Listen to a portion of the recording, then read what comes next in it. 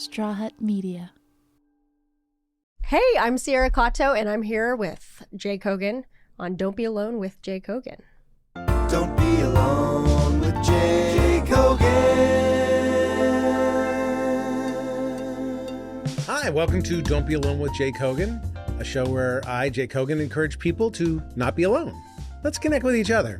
Speaking of connection, please write to me at dbawjk@gmail.com. Send me your suggestions for how I could be doing this better, your comments, your queries. We're still allowed to say queries, right? Yeah, queries. And also, please send me viewer mail questions for my guest. I need viewer mail questions for my guest. And of course, I will beg you to subscribe to Don't Be Alone with Jay Kogan on YouTube, because we're getting so close to our goal, which is 40,000 people. So please sign up. It's actually, we have had a lot of signups and a lot of good feedback, and I'm excited about people liking the show. So like the show, continue to like the show, continue to support the show. Today we have a great guest. Sierra Katow is our guest. She is a comedian who I recently saw a stand-up special on and wanted to have her on the show. And so she graciously agreed. And she's an interesting person because she's been doing stand-up since she was a young teen. She was on The Last Comic Standing, and she's had her own specials, and she's been an actress on many things. And, you know, from a very young age, she was doing this stuff. I also, from a very young age, was doing stuff. But I feel like she's driven where I was just wandering through life. And I want to see where that drive comes from. Because lately, my drive has been, you know, slowing down a little bit. So I've been wanting to talk to somebody who's got a lot of drive, a lot of spirit, a lot of spunk, as Lou Grant told Mary Tyler Moore. She is all of that, and I will get to see what she has to say about drive, how to keep it, and maybe how to throw it away when you don't need it anymore. We'll talk about all that right after this. Don't be alone with Jay Kogan. The lovely comedian, writer, and I would say type A show business personality. Oh, wow. Sierra Katow. Thanks. Yeah. Welcome. Great labels. Welcome. Thanks. It's very nice to meet you. Nice to meet you, Jay. I had not had the pleasure of meeting you until now, and I've had the good fortune of watching your latest special called Funt. Funt. Yes. Oh, yeah. Thank you. I really enjoyed it, and it was $4.99 well spent. Oh, man. Yes. You put the money down? No, All I put right. that, Gee, I could have... the mean green. I put it down just to watch. You. Yeah. That's huge. Yeah, that means a lot, and you know. Yeah, well, every ounce counts. That's what they say. I assume the money's going straight into your pocket. Mm-hmm. That's good. Yeah. Directly from Visa or MasterCard right into my bank account. And it's a fun special. Definitely worth checking out. I had just gone through Netflix's joke. Ooh, a million thousand comics and comedy performers, and you'd think I'd be tired of it, but I'm not.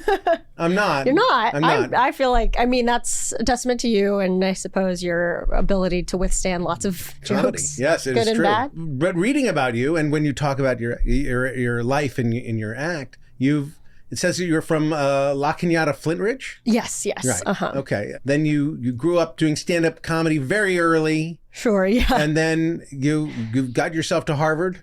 Yeah, all by myself. No, I mean, it was, very much family. Who else got you into Harvard? Oh, yeah. Do your parents have a wing at some building? Oh, God, I wish. That would be great. Wigglesworth the Katow, Hall or something? Katow, dining hall. That would be great.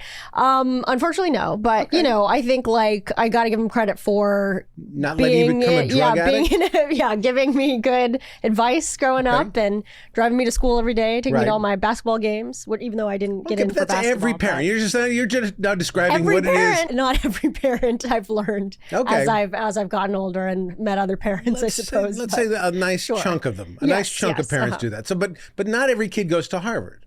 Sure. And not every kid goes to Harvard because they want to be in comedy. Because most kids are smart, right? And actually go into maybe more what happened lucrative. to the CS major? Where did that go? Man, you tell me. No, I was a real nerd, so I did like to code and all that, and so I think I went to college thinking like tech is a great space to be in. Would love to study this more formally. So was a computer science major. really enjoyed those classes. And I think I liked that it kind of still freed you up to do like a lot of extracurriculars and stuff. So I wasn't, I feel like there were some majors that were like way more demanding even. But yeah, I think I just, because I had kind of started stand up already and got involved in like, did some stand up in Boston while I was out there, did like extracurriculars. There was the Harvard Lampoon, which is probably the most famous of the comedy groups out there, but there was also like stand-up comedy club and stuff in the college itself. Kind of found that like maybe that's a possibility. I could take a chance on this. Obviously still knew like got to get my degree and still have used, when I was starting out, like the computer science of it all to support myself. So that's like the show. I'm sure you know because my show is world famous. Yes. My show Don't Be Alone with Jake Hogan is about me, Jake Hogan, and inviting smart, interesting people to solve my problems. And my problem this week that I thought you'd be an expert to solve is where does drive come from? Because everything you just described to me is about an insane, enormous, maybe not insane, but just this great drive to do something. Like there's a drive somewhere when you were 15 years old, you decided stand-up comedy. I'm going to do that. There weren't a ton of people in your high school, I'm sure, doing that. Were there anybody? I guess probably not. Maybe. Right. Okay. But yeah, you I don't know them. You I sort of know decided on your own. I'm going to do this. I'm going to do this. I'm going to get into what at one time, 100 years ago, was the best university in the nation, Harvard University. Now I'm not sure what they do. Yeah, no, it's such I don't a branding know. exercise. It's a they sell cups and mugs. Right. But, it's a good sweatshirt logo. But I I'm a Simpsons alumni, so there's a lot of your Harvard people wandering around the halls at the Simpsons. Work with. But where does this come from? And you've been acting. And you were writing on college girls, sex lives. Yeah, just acting on that one. Acting, but I'm just like, wow. Being a college student 10 years later. Where does this drive come from? Where does this sort of, I wouldn't say fearlessness, but it kind of, you have to set aside some fear to be doing this. And you have to have a real goal in your head to say, this is worth it. All this, even the drive from La Cañada to the Comedy Store or wherever you go. Right, I know. That's some traffic there. Yeah, that's a big deal. You got deal. to get on some on-ramps, some off-ramps. What drives you, and where can I pick up some of this drive? Okay, yeah. I mean, I think, peek behind the curtain of Don't Be Alone, right, is you did say, hey, we might talk about drive as a preface, and I kind of had to think about it because I hadn't really considered it. I tell the people who are going to be on the show spoilers. That's all right, what we're going to talk about, because I want them to consider, because I want help with my problem, and I want to consider, and this I want to be prepared for... And also, I do formulate my issues, because I have so many, to the person who's coming in. Because I wouldn't ask you about everything. I wouldn't ask you. You're not an expert in all issues. No, I couldn't help. Yeah, I couldn't help with other issues potentially. But sure, drive. Right. I mean, I think it's the thing too, where it's like, a lot of people wonder, okay, when you're going through like academics and stuff, everybody's, are your parents the one pushing you? And I think especially like Asian parents have gotten the reputation of being like the tiger parents and stuff. Wait, you have Asian parents? Well, you heard it here first. Okay, whatever. I did not want to assume. I mean, yes, thank you for not being a bigot and totally assuming that. But yes, breaking the news here. Sure. Both Asian parents. But I would say that they, I think it's a couple things. That typically comes from a cultural thing maybe, but also like, if you are an immigrant coming to the U.S. and you want to make sure, things go better for your kids and things like that, you might be like, hey, academics is a great place to go because it's going to set you up better. In my particular scenario, like my parents were third generation. So like, it's not even their parents that were immigrants. It was their grandparents that were immigrants. So they weren't necessarily maybe coming from the same place of, we're trying to make it here, right? It's not survival. It's more privilege. like, okay, but we're you here. But you do worry about like, what is your kid gonna do? Sure. I think like, if anything, they were very encouraging about like doing something that you wanted to do, because I think maybe they. That's a mistake. I know. I tell them every day. Look what you have wrought in me. Right. But no, I think the drive part. Of course they wanted to make sure I could be successful in school, so they weren't going to like sabotage me, but I don't think they were like coming down hard, like they were sort of, at least this it felt like I was going to do the homework and I Right. wasn't going to need somebody to tell me to do the thing, right? So I think that all that stuff, you know. So where did that come from? Are you a goody two shoes? I think, yeah, sure. All right. I think there's a lot of like fear of like just not doing well, you know, and that sort of wanting to, like, I remember like I would run for student government in school, and that was sort of a thing that I brought on myself. But I remember hearing, like, you know, fourth grade when that was like first Right. starting out, hearing that was a thing, and that sort of a feeling came over me, which was like, I'm gonna have to run. I'm gonna have to do this. You know what I mean? And it's gonna be, if I don't do it, I'm gonna regret it. Right? Exactly. So what is that? So like at fourth grade, you're sitting there thinking like, if I don't run for treasurer, Yeah, treasurer, I gotta handle the money. I'm going to be so far behind. Right. Like that's so insane. Yeah, I mean, it's a little sad. Yeah. It's a little sad looking back. You're like, I don't know why I felt that way. I don't Yeah. think it was literally, I don't think it was coming too much from parents or anything, even though you would think. But I think there's just so many things that are just like nature, you know. So you're that, just a tiger kid. tiger. No, not a tiger mom. You're just a tiger kid. A small All right. tigerette. But Yeah. what office did you run for? And did you win? So I think the first, I mean, you know, probably there was like class rep. I think that was, you know, Okay. that's sort of the local government. Sure. Get your and then toe you wet in, expand out. government. Right. And then you see how the public, you know, treats you, and then you kind of ascend. So, Right. you know, and then, so I made my way to president, I will say. But Of yeah, your- of my elementary school. Right. And of my high school, I think, Okay. later on. So yeah, Well, lots you of know, strategizing. You say you think. You Well, know there you're might have- president of your high There was some school. stuff in between. I did. Yeah, I did. Okay. But there was a lot of, you know, Did there's you like, ever lose an election? oh yeah. It was Okay. a big day for me. Yeah. All So right. there So was how'd you handle failures that? along the way. I mean, I think I handled it okay, because I think the thing is, I'm very grateful for those failures that happen, you know, failures that happen early, because then you realize you're not going to die. You know what I Right. mean? But I think it felt like a big deal at the time, because a lot of people were like, hey, you know, she hasn't lost yet, so let's make sure that happens, you So know? what did you do with that sort of disgraceful time out of office? I think I still like went, you know, I still volunteered to be like a rep or something where you Sure. could just go and do, you know, more Keep stuff. your fingers but you're not involved just so the next elected. time come around, Yeah, you yeah. can give, Say like, look, be there and I also give was- payback to those who fought against Sure. you. Yes, yeah. Classic. But yeah, all that nerdy stuff. It's Okay, so but funny you know to how many think kids? about This is that. what I'm saying. I think I was a vice president of my junior high school. I believe so. amazing. And and I'm not sure, but I believe I lost the election. But the guy who won, grade pointed out, like he had a D okay. Yeah, average. yeah. So by default, I became. That's great. That's still a win in my book. I had that happen to me, I think, Yeah. in not the, you know, junior year. No, actually, this might have also led to the later one. The main guy who did actually Yeah. win, he, like, you know, had an incident where he got drunk at the dance, you know, the Right. thing where you get kicked out. And so then by default, I got to be junior class president, I'm pretty sure. So but I mean, like, you know, it counts. it doesn't really count. It's Sure, a yeah, loser. yeah.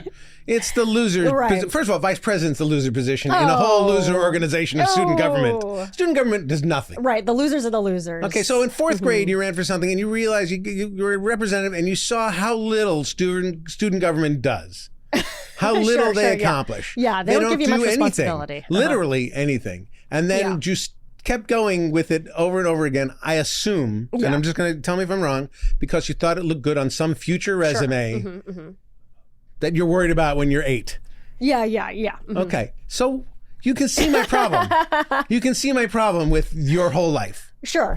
Okay. Like, why did that happen so early? Why did or it happen like, so early? why How'd at you all? stick with it? And then, you know, it just like, what was the drive that kept you going and pushing that button versus I know many other stand-up comedians and comedy nerds who did not follow that route. They said, you know what, I'm going to be a comedian. I don't even need school. School matters not a whit. Yeah. And I'm just going to sort of hone my comedy skills, work on my craft, sort of make inroads in the industry. That's where I'm going to sort of put my energy and effort. I mean, I feel like I'm all for that. Like, I Right. think that's the smarter way, but that also requires you to believe in yourself to a certain extent, where you're throwing all other options out, right? So I Right. think for me, it was a little bit like, I had, when I started comedy and I was like 16, it wasn't really like a career. I think I was like, this is an interesting, fun thing to do on the side, but I'm like, I'm probably still going to go to college and try to like get a Right. tech job or something, right?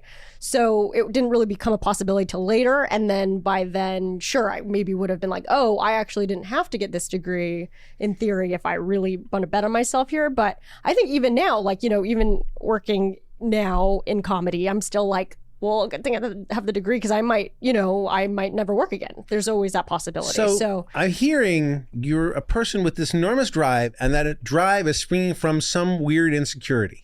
Not the comedy thing necessarily, but the safety net part of it. Yeah, having a safety net. Yeah, I think so. There's always been like, well, look, I can pursue plan A, say if plan A is comedy, sure. But like I do have other things that I'm interested in that I don't want to fully forget because So if today somebody shut the door on your comedy career, they said, "No, I'm sorry, can't do it." We heard you on Don't Be Alone. Right, Don't Be Alone, Jay Kogan. Your performance was over. less than stellar. Yeah. The reviews are in. Yeah, it didn't work out, but yeah. What would you do?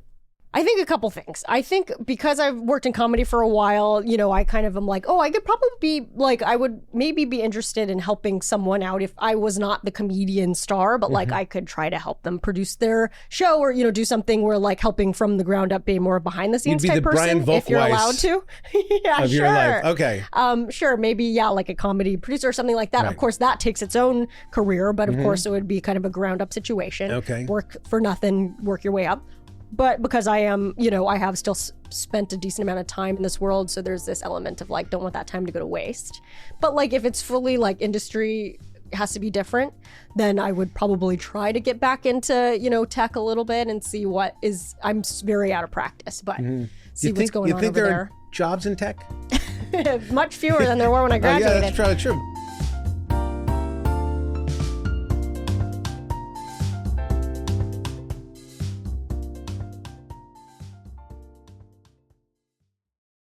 Don't be alone with Jay Kogan. Are you still curious about the world and still looking at other things and finding other things that you that pique your interest, and to think, well, in the world of an insecure person such as yourself, and I keep loving labeling you that, gee whiz, that you constantly looking for safety nets along the way. Yeah, I mean, I think like... Or put it another way, other things that fascinate you and drive your passion. Yeah, I mean, I think, what it ends up looking at like more is still pursuing comedy, but trying to be open to like how that evolves. Right. So I always use an example of like, of course, like stand-up is like such a great place to be because it has withstood the test of time a little bit more than other things. But at the same time, I remember being at the Comedy Store and then like a big billboard showed up on one side and it was like a YouTuber, and all the like open micers were like, like, oh, they just did it in their bedroom. Like we had to drive through traffic and pay for parking and not even get up and all that stuff. But let's be honest, that YouTuber sucked.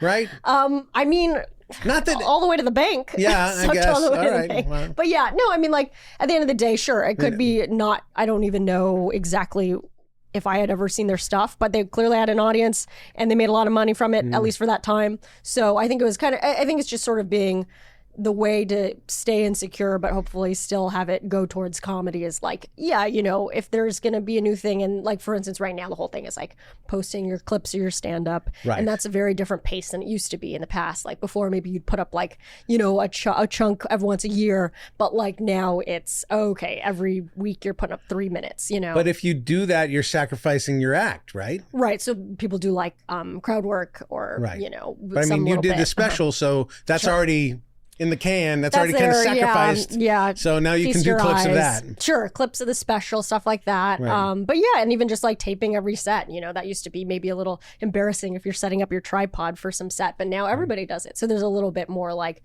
I guess, the comfort of everyone's kind of coming on board finally. But, I think staying uncomfortable by being able to change the way you do your shit. Who inspired you when you were 14 or 13 in the world of stand-up comedy to say, I want to do that? I think like I remember watching Ellen DeGeneres' special around that time. Like I had gotten cable, I think around when I was 16. So I started watching a lot of like Comedy Central. And so there was just, it was just like Sarah Silverman, seeing a lot of really funny women do it. I think also it was, I liked Anthony Jeselnik's like one-liners and like just watching all that made me laugh. So yeah, kind of a combination of a bunch of things. Anthony Jeselnik promises to be a guest on this show in a few weeks. So okay, we'll see if he lives up to it or if he's a goddamn liar. We'll see. Yeah, good. I mean, so now who inspires you now? Who are you looking to? Like then it could be your buddies. Could be I guess comedy breeds strange friendships, and so it does. I mean, because you're competitors with each other, but yet you're in the same club, and so it's interesting to sort of hang out and sort of see your community rise together. Yeah. But is there somebody who stands out to you now and go like they're doing it right?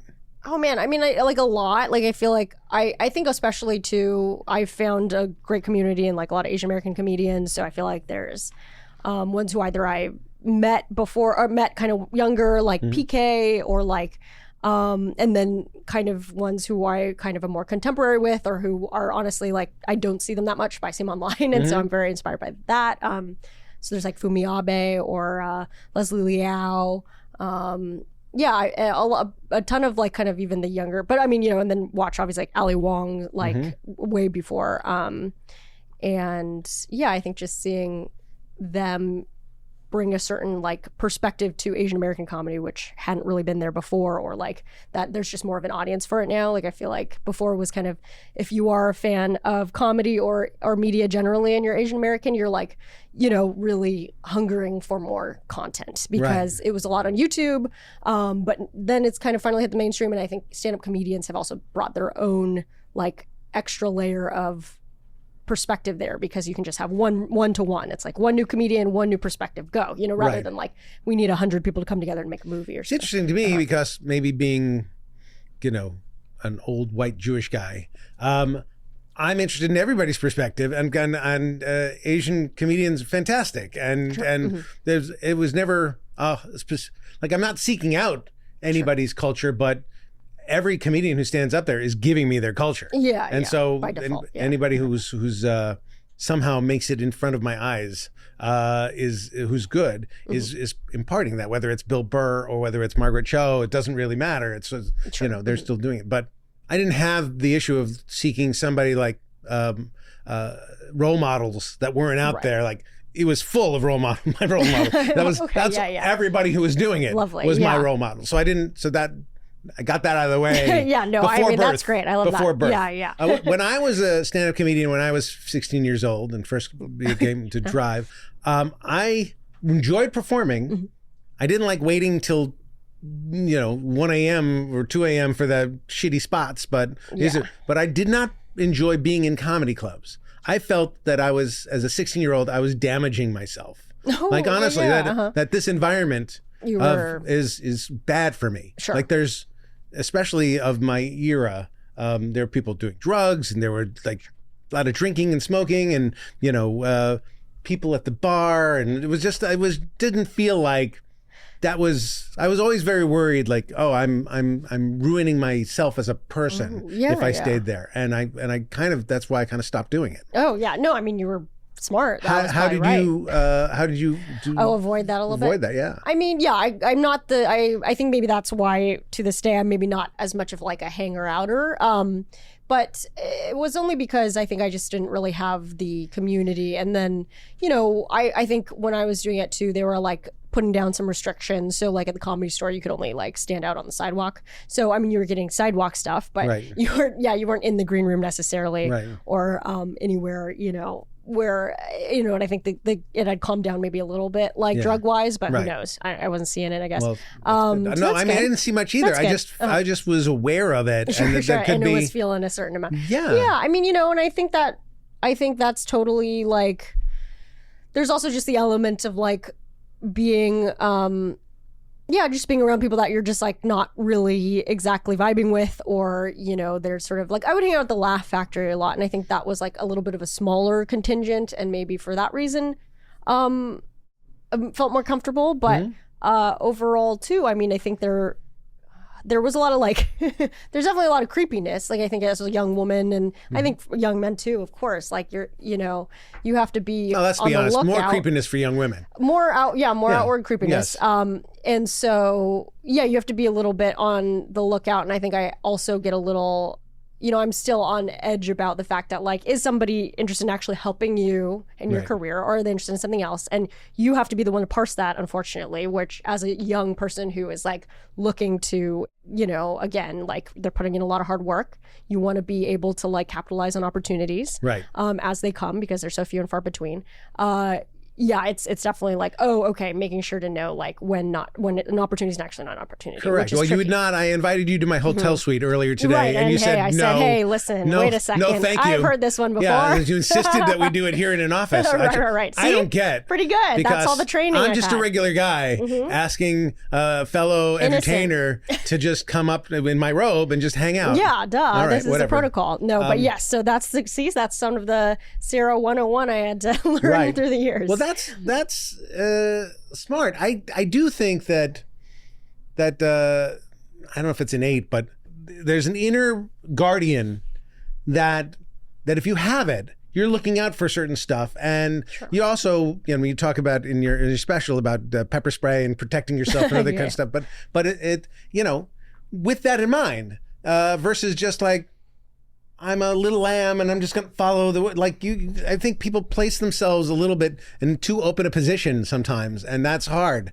I wish if I had a daughter, I would want her to be on guard. Sure, as much yes. as people with daughters are. I feel like they're like my parents, for instance, were very like and that's why they would drive me to a lot of these open mics, and sometimes like camp out nearby, park nearby, and be like, scared shitless. Let me know when you're back.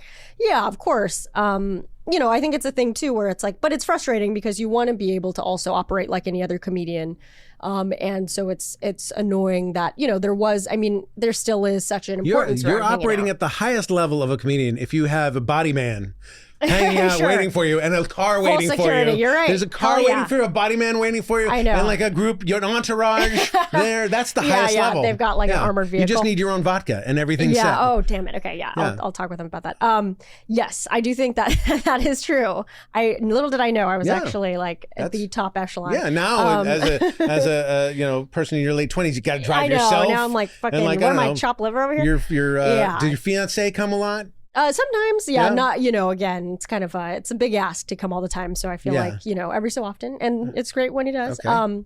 So yeah, then I kind of have a detail. Right. No, but it is like it is an interesting thing. Oh, I know, because I think the hanging out is such an important part of comedy, right? Right, and that you miss out a little bit on. The networking is part of it too, because then you hear about gigs or people think of you for things. Oh yeah, and then also like a huge part of kind of moving on through the tiers of comedy is like being a feature or being like on the road opener, and I think that can be tricky. You have to be with somebody who ideally is like easy to hang out with, right? But also isn't gonna like, I don't know, be like questionable. I'm one of the great middles of all time in terms of comedy. I'm one of the great middles because I'm not too funny, and I will not outshine the headliner. Don't you dare. I will not even be close. I'm innocuous. Cool. If you have to cut my act down to 3 minutes, that's fine. It doesn't matter. You get the same amount of joy either way. Oh, good. Yeah.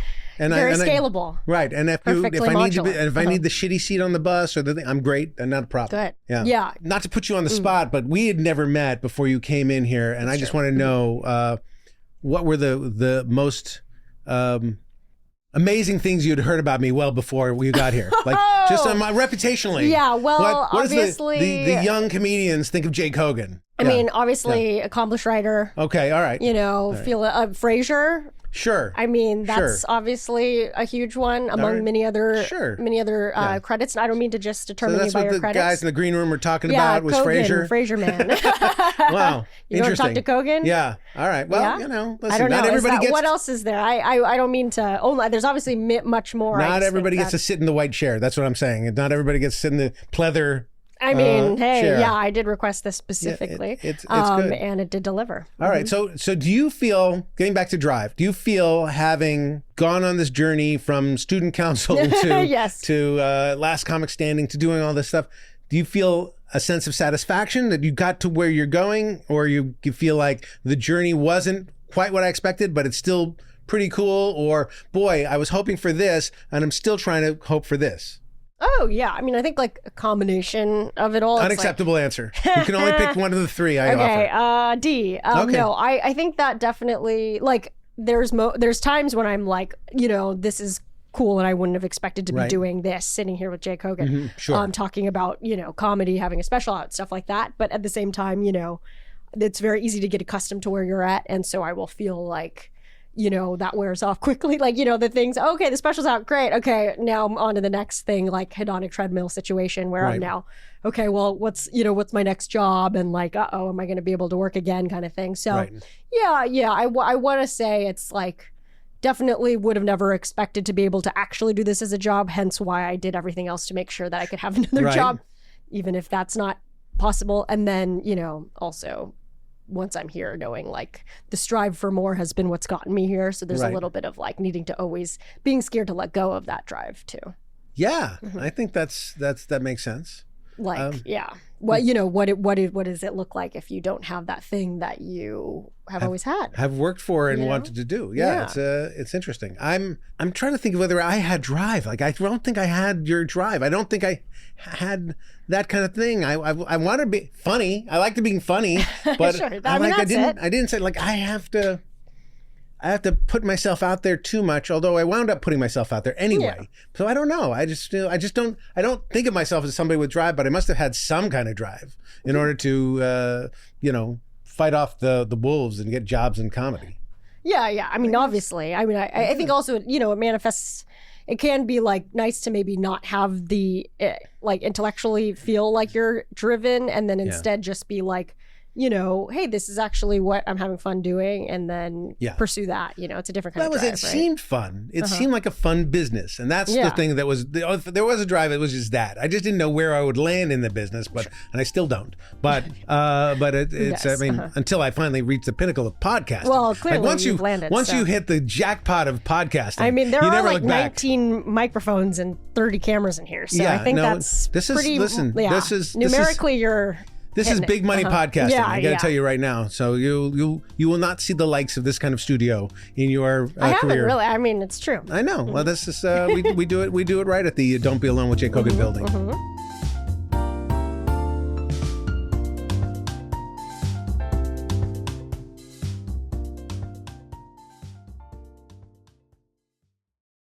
Don't be alone with Jake Hogan. So now you're doing development and TV stuff. That's my world. So how's it going? Well, it's shitty right now. It's pretty shitty. Yeah. It's shitty right now. But I love. I think for me, I just like being around other comedians, writers who are collaborative and like trying to make them laugh, and then them being hilarious and making me laugh and making everything better. You know what I mean? So I think I like the collaboration of it. Right. I like that it's a little bit more of a job that I can separate from if I go home and then go to work. Like I was on Zoom for a while, and then we had like an in-person room for a bit, and so that was like, oh yeah, this is fun. Right. It's and better. So in-person room is better. Yeah. I mean, you just get to know people a little bit better, and I am a extrovert, so I think I like being around funny people. Also, psychologically, you're better off in a room with people because you communicate with them in a different way. You can be funny with them in a different way. And also your brain isn't looking at 9 faces at exactly the same time, which your brain is doing a lot of work when looking at 9 faces, one of which is yours. Right. And so your brain is constantly, do I have snot coming out of my nose? You're guarding yourself and looking at everybody's face. The exhaustion of a Zoom room is 3 times the exhaustion of a regular room. Yeah, totally. It did feel that way. It was, and I got so used to it because I really hadn't had a ton of experience before that with regular rooms, but yeah, so it was great to kind of come back in. And then it's like, again, it's a thing where everybody's feeling the post-strike like crunch of, how long are we going to be doing this still? So again, open mind to all things, but. Do you dream of being in your own show, starring in your own show? Not dream. Is that a goal of yours? Yeah, I think so. But dream is so dismissive. No. I mean, yes, it has to be because, of course, that takes so much to work toward that goal. And yeah, I've worked on like projects where that would have possibly been the case if we had You sold ever do it. the thing like I'm writing a character named Jan, who's a Sierra type, and then if they don't want me to play it, it's fine. Yeah. That's a good one. You know, I think it's kind of I'd be right for it, but I just want I go. Well, we're gonna go to the best person. Right, for the exactly. Role. I mean, right. sure, one person's lived the life of the character, Exactly. but you know, Right. whoever is out there, obviously with strong star power. Yeah, I think that's a mistake. Yeah, I that think was you say this is me, this is my show. I'm in it. Yeah, I know, I'm in it. Right? I mean, you know, and again, it's fine. I think it's like it's the thing where it's like I'm never gonna be. It's not normal to be like I gotta do the thing. You know, you kind of have to let other people arrive at that conclusion anyway. I guess unless you just do it. Like Steve Martin. Did you watch the Steve Martin documentary? Oh no. Okay, so do you That know was who part Steve of Martin his- is? Yeah. Okay, because you might be. Too No, young. sure, of course. All right. Yeah. But you know him as a movie star, not as a stand-up comedian. That's true. Yeah, for Okay, the most so part, even though when I was but a lad, there was this guy named Steve Martin who was a stand-up comedian, and he rocked the entire world of stand-up comedy. Before he became a sellout movie actor, he was. I get him out of it. And one of the things he did in his special, and I recommend you watch it, just because you see the machinations of stand-up comedy, which have not changed all that much from then to now. He talks about how he was doing stand-up and he was doing a bunch of stuff and then getting gigs, being middling and opening, but sometimes opening for the wrong people, acts that didn't want to see his comedy, didn't get it. And he said, I'm only going to headline. And he was at a position where nobody wanted him to headline. He just said, I'm going to headline. I don't care what the gig is. I don't care how much it pays. They're going to come see me or they're not going to come at all. Cool. And that choice changed his entire life. Because he put himself first. He said, either I'm going to make it being me or I'm not going to make it at all. Yeah. And that was brilliant. And everything he's done in terms of analyzing comedy, in terms of analyzing the needs of storytelling is insanely smart. The more you read about Steve Martin, the more you think he's a genius. No, I mean that, and I think there is something so powerful about being able to call your own shot, even if no one else says you can, you know, in general, but also like, especially in entertainment where it's all about like, I gotta wait for the yes and waiting by the phone, you know what I mean? So I think even if it's not that, but if it's like somebody saying, no to something that you would ordinarily be like, well, why do you say no to that? That's always so revelatory if that comes out. But of course, sometimes it is it doesn't work out, but it's still really inspiring because it's like being able to have any sort of control in this business is like, wow. See, people have told me I should write a sitcom starring myself.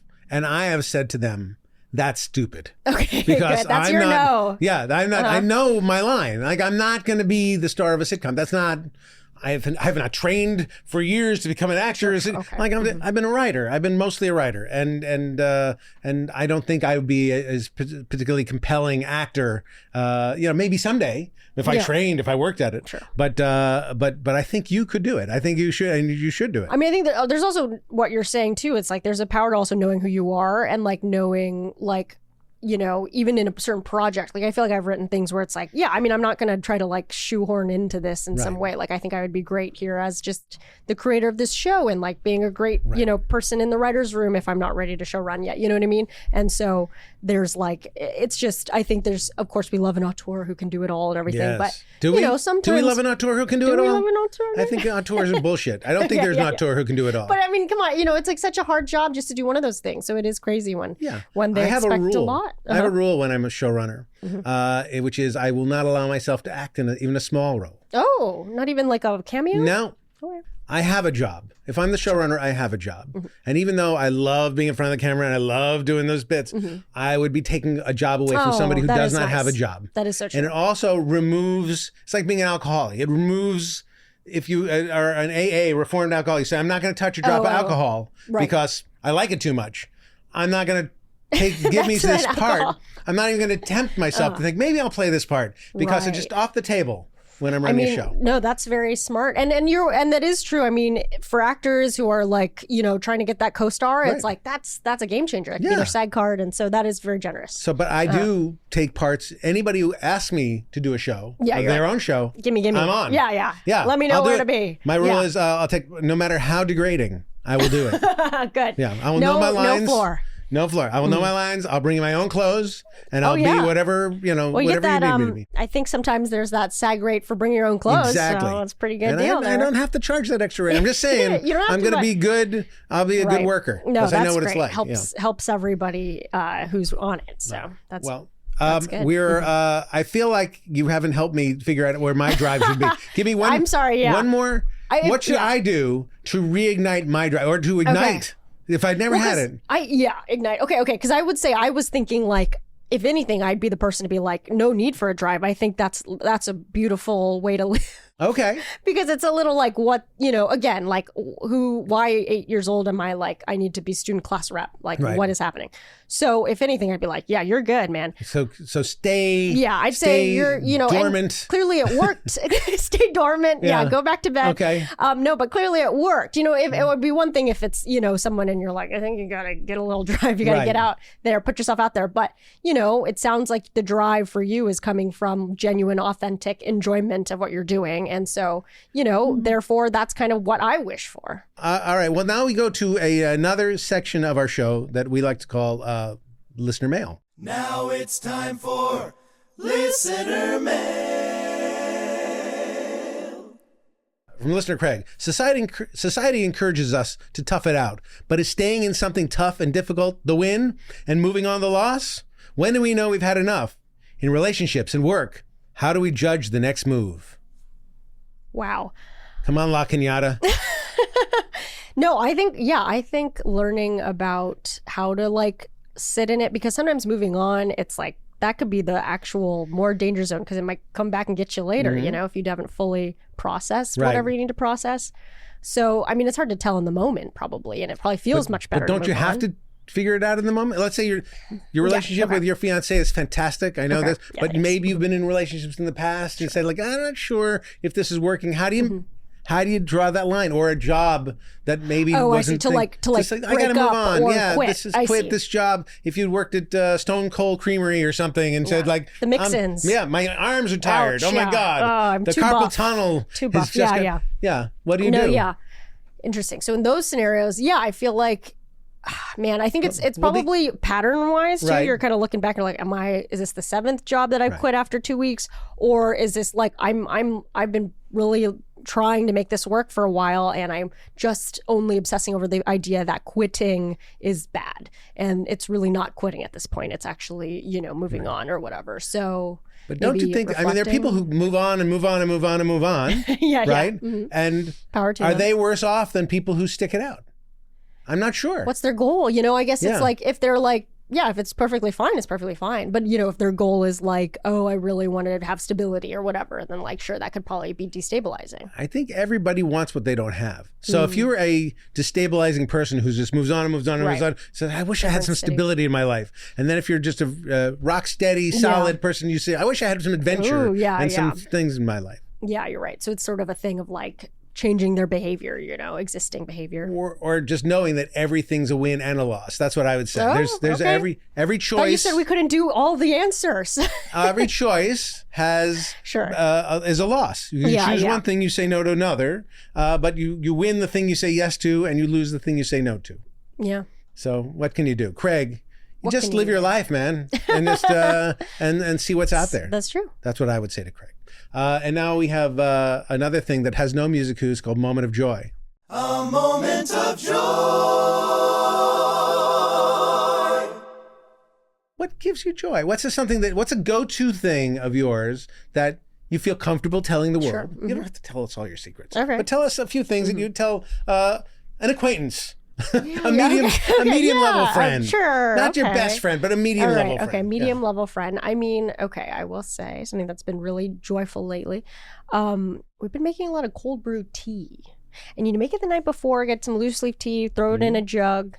You let it sit overnight, and then you just have like, and because it's getting a little warmer out here in LA, you just have like iced tea the whole day, but it's a little iced tea. I'm drinking iced tea as we speak. That. I mean, it's listeners don't know this, but I've been sipping on an iced tea the whole damn time. Oh my God. Absolute peek behind the curtain there. Basically living the Jake Hogan lifestyle with this cold brew tea. The Jake Hogan lifestyle is a giant glass of iced tea with you at all times. And actually I think it's just so healthy and, gives you that little energy caffeine situation, but not as intense. It's filled with amphetamines. Well, yes, that is also I the loaded Jake up with all Hogan kinds of drugs and hallucinogens, but in general, it could be healthy. There's a healthy version of it. I just don't drink the healthy version. Right, you do kind of it's sort of like the protein booster at Starbucks, but it's amphetamines. And I also add chemicals, MSG, all kinds of stuff. Ooh, MSG's delicious. Yeah. You got to add it to everything, I think. What is the difference between cold brew tea and just like iced tea? So I think iced tea often it is boiled water, and then they cool it over. Put ice on it, Right, put ice. But in this case, we just leave it in cold water overnight and it does infuse through it. And honestly, maybe it's like a slightly less, like it doesn't get like as bitter as fast maybe if you're, maybe I'm oversteeping in the hot water, but yeah, it kind of is a little more tempered. Maybe it's slightly stronger too, caffeine-wise. All right. I don't know. Okay. I haven't run the test. But in the morning it's there and you're saying, oh, look how great the tea is. I know. And it's just nice, especially because I like a cold drink, when it's getting hotter. Right. When do you do your writing? I like to do it at night. Okay. Yeah. But I'll try to do something during the day. Night? Like how night? Like evening, probably like post 8 p.m. if possible. If you have a set, if you're doing a set at a comedy club, is it after the set or before the set? Yeah, it could be after. Probably after. All right. Yeah, but again, it's sort of every day? No, not every day. Okay, every day. And like, what's a good writing session time for you? An hour, 2 hours, 3 hours? Could be long. Yeah, maybe like 3 or 4, depending. Wow. I'm normally like a crammer. See, that's when the student council A student comes out. I mean, that's when the like when I had to do algorithms and shit in college, problem sets are what they were used to. Yeah, Yeah. The all-nighters. We love it. 4 hours of writing can be at late at night can be tough. I mean, it's a lot of just reading, I feel like. But yeah. No wonder you need that caffeine. You need that cold brew caffeine to keep you up. Yeah. That's crazy. Just keep it coming. All right. Well, this has been great to meet you. So great to meet you. Good luck with everything.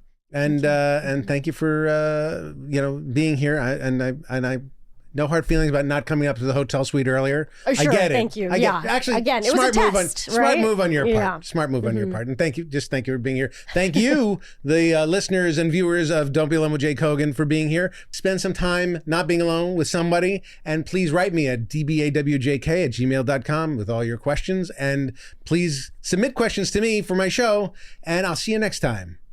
Don't be alone with Jake Hogan.